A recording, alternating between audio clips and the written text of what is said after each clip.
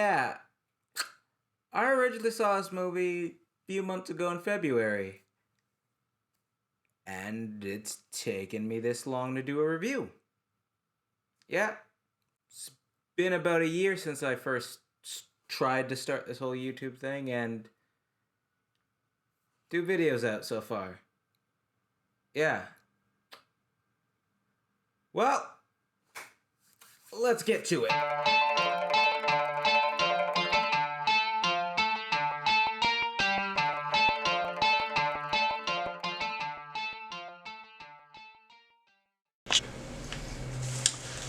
I really hope the focus is working, because if not, well, damn. I don't even know what test this is. This is test number, I don't even know at this point. Just hopefully this works. So, Sorry to Bother You is a 2018 dark comedy with some sci-fi fantasy elements, released on July 13th, 2018. Now, this was directed by and written by Boots Riley, who I'm not really the most familiar with, but after seeing this, I'm definitely going to keep an eye out for him, because man, he proved himself, and it was a great job. So, this movie stars Lakeith Stanfield, Tessa Thompson, and Yeun, just to name a few. All actors I'm sort of familiar with, but I don't feel like are exactly A-list. They're relatively smaller actors, but still, all of them across the board are great. So, Lakeith Stanfield plays Cassius Green, a young man who lives with his artist girlfriend in his uncle's garage. Now, struggling financially, he gets a job at a telemarketing company, where he ends up doing such a good job that he ends up getting a promotion. And this results in him having to choose between pursuing success at all costs, including his integrity maybe, and his relationships with his friends and girlfriend. This movie was just super creative in just so many ways, on so many levels. And it's also a very deep, insightful movie with a lot of important messages to it. This movie just felt so weird and original in the best way possible. Very much a breath of fresh air. But then again, I kinda like weird stuff. So, this movie's very obviously a message about capitalism and how that affects everybody from the upper class to the lower class. I enjoy the fact that this movie made me think about that kind of stuff, and even made me do more research than I normally would have, and I've even learned some things. There's an ant on me. Okay. I'm Ant-Man. So, I've been quite a fan of Lakeith Stanfield ever since I've first seen him in Atlanta. I think he's a very underrated actor. I mean, I've liked him in Uncut Gems, Get Out, Knives Out. Even though they were relatively smaller roles, I think he did well. And here, I don't know if this is his first, but the most prominent leading role I've seen him in, I think he does a great job. One of the things I also really like about a lot of his low-key performances, as shown here, is that he gives these very nuanced performances both dramatically and comedically, which I think work for both situations. He's not taking the stage. He's not taking the spotlight. He's not bombastic and huge and over-exaggerated in terms of his personality. No, he feels down-to-earth and realistic, which I love. And as great as his acting is, I also think the writing for his character is also done extremely well. Cassius Green is a very interesting character. He's this really ambitious guy that's kind of shown throughout the movie. He wants to be something. He doesn't want to just die another nobody. He wants to be something, be someone successful, which is a very interesting thing. Like, they do this thing where he keeps comparing himself to their old high school football team, which I think is a very interesting concept. Like, the idea of these guys are stationary. I don't want that. I want to branch off and become something else. I don't want to just be stuck doing the exact same thing every day pretty much for the rest of my life. And we see that as he rises up through the ranks and becomes more successful, he kinda becomes a little bit more corrupt. He starts to lose who he really is. And again, I think Riley does a great job portraying that, like the cost of success. I also love Tessa Thompson in this movie, who plays his artist girlfriend Detroit. She matches Lakeith Stanfield's more nuanced performance in a great way that makes them both feel like realistic people, while still balancing kind of this more absurdist kind of character in a way. Like, she's not just the boring love interest. There's more to her character. She's a very interesting, quirky kind of character in not an overly in-your-face kind of way, quirky. You know, like how you see with some characters in movies. I also think Yeun, who plays Squeeze, Cash's co-worker in this, he does a really good job as well, pretty much like everybody else.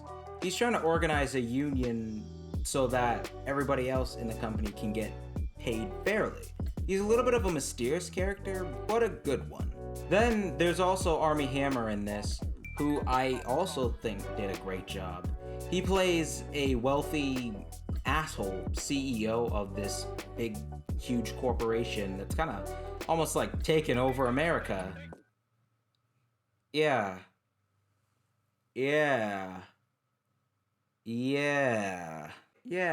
Not American, but yeah, still feel like you guys should be a little concerned. He does a pretty good job playing this kind of stereotypical, arrogant playboy type of character. And what's very interesting about him is that he's ignorant and apathetic in a way that he doesn't feel like a straight up villain. It just feels like he has so much wealth and he lives so lavishly that he really doesn't care about the smaller people. It's like he doesn't really understand the struggles. It's not that he's mustache twirly villain, but no, he's just arrogant. He just doesn't really care about people's struggles. He just wants to make money, and I think that's a very interesting aspect of his character, because it kind of leads into how they portray racism in the film, which is done in a way that feels very realistic. Like, black people aren't being beat every 20 minutes. They're not screaming the N-word. No, it's subtle. And it's not even really a major part of the film. Like, it's spread throughout the film, and it's really just kind of small things, like in the real world. Like, for example, there's a billboard in the background where you have a black guy propped up on a couch, looking sluggish, with a drink in his hand, a cigarette in his mouth. Yeah, and the message from Armie Hammer's big corporation, the character's corporation, not the actor. Okay, just to be clear. But basically, you have a message encouraging people to be responsible, baby daddies. Yeah, and where is this billboard placed? In what appears to be a predominantly black neighborhood.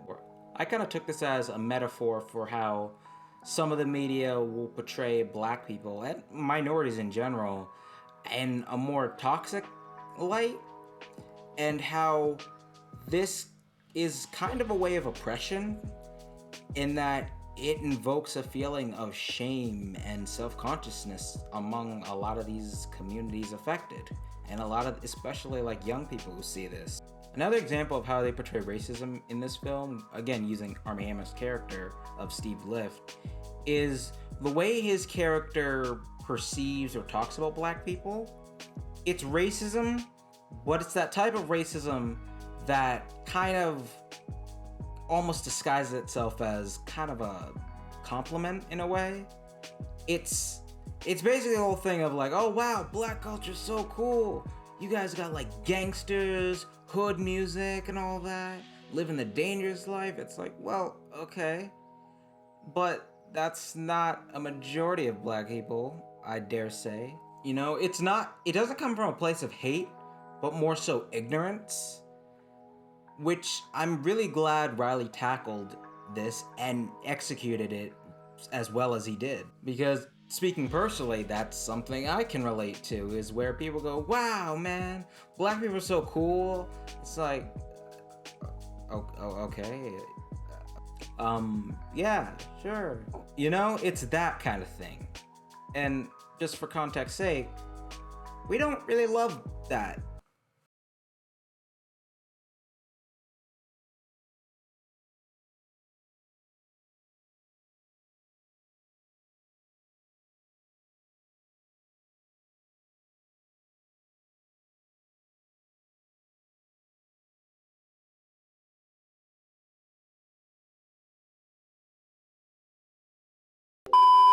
No, he handled the subject of racism with respect and in a very realistic way, which is impressive for a movie that's absurd in its humor and just writing overall.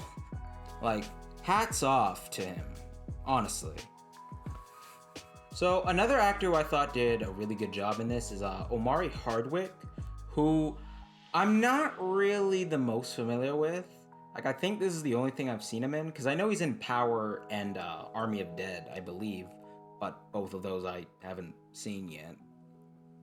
So I'm pretty sure this is the only thing I've seen him in, at least as far as I'm aware. But yeah, Omari Hardwick does a really good job in this, I thought. His character of Mr. is a very weird but interesting character. No, really, his character is legitimately named Mr. Yeah, which I kind of took as serving as a metaphor for how with a lot of corporations, a lot of times individuals aren't individuals, but just another nameless face on the machine. I mean, even though he doesn't really have a backstory or really much of an identity overall, like in terms of looks, he looks intriguing, but in terms of actual character, there doesn't seem to be much there. Yet, when you really look at his character, I feel like he's a very fascinating and interesting character. Like, there's one scene in particular, or more so, I guess I'd say like a part, like a sequence in the movie where there's two scenes, all right, with his character, and they're small and minor, because he doesn't have a huge role in this. But even with those two scenes, there's still quite a bit of character to him. There's quite a bit of depth without actually showing it. You know, without being very blatant with it. Now, Jermaine Fowler, who I'm not the most familiar with, as well as Danny Glover and Terry Crews are also in this. They have smaller roles, but I all thought that they did great in what they were given. They all provided quite a bit of good comedic relief, as well as some dramatic relief. Overall, pretty much everybody was just great in this, to be honest. And then there's the editing in this movie.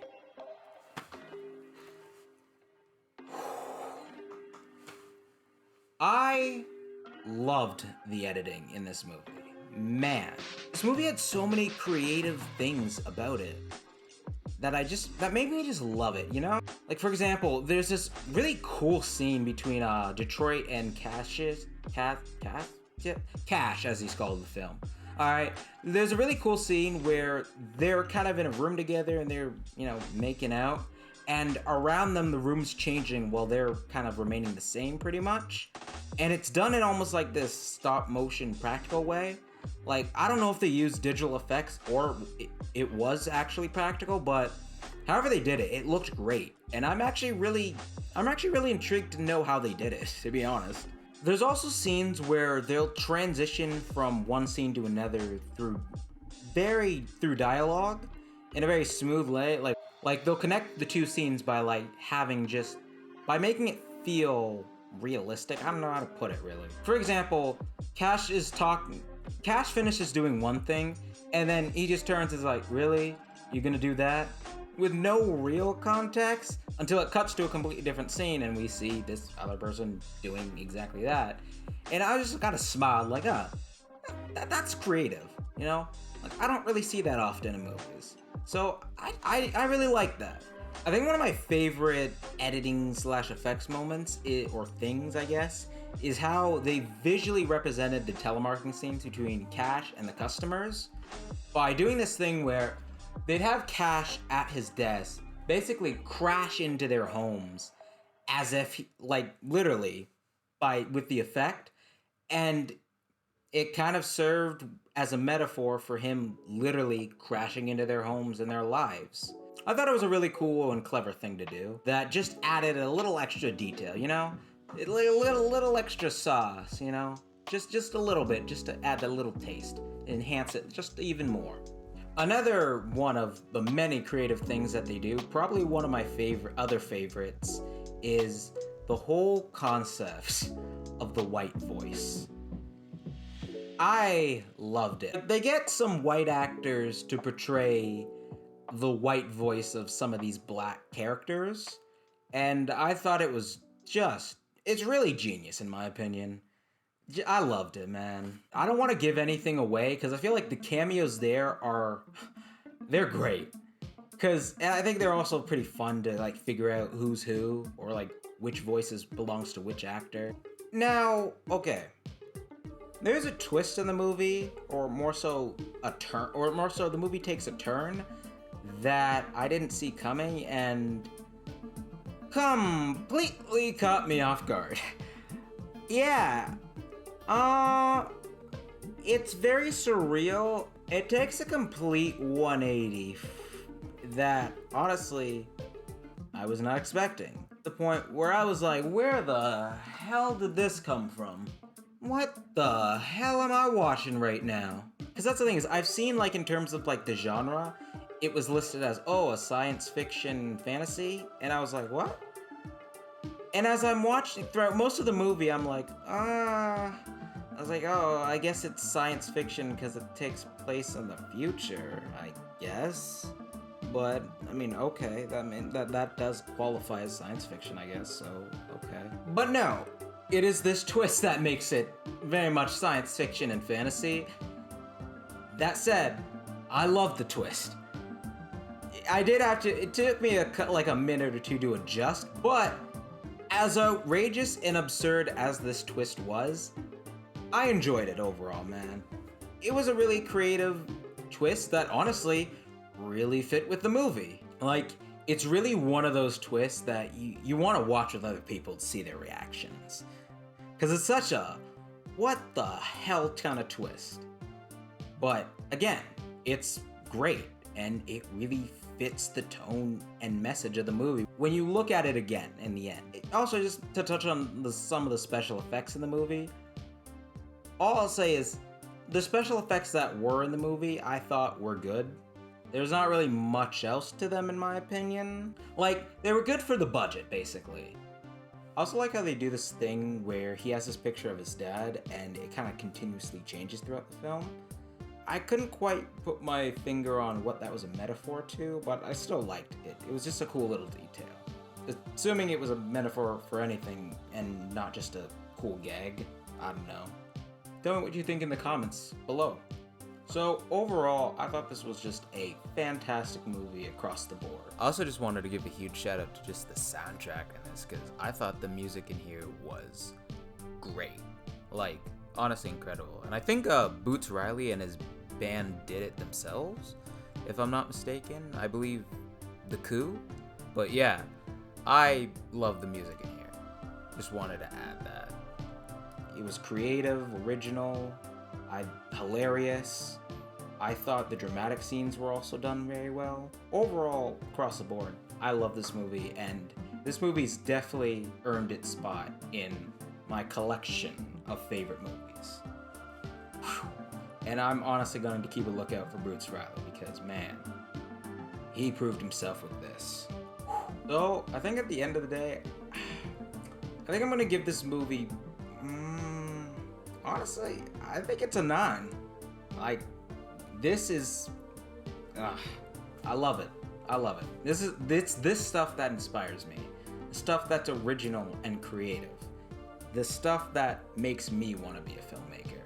You know? That's really it for this review. Like and subscribe. Comment down below some of the theories or ideas you have about the film.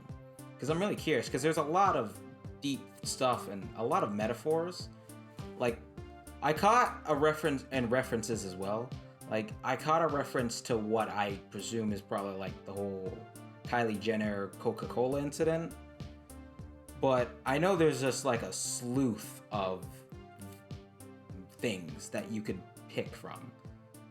Alright, so I've been Cornell the Movie Dude, and this is Sorry to Bother You. Let's see how long it takes me to get out another review.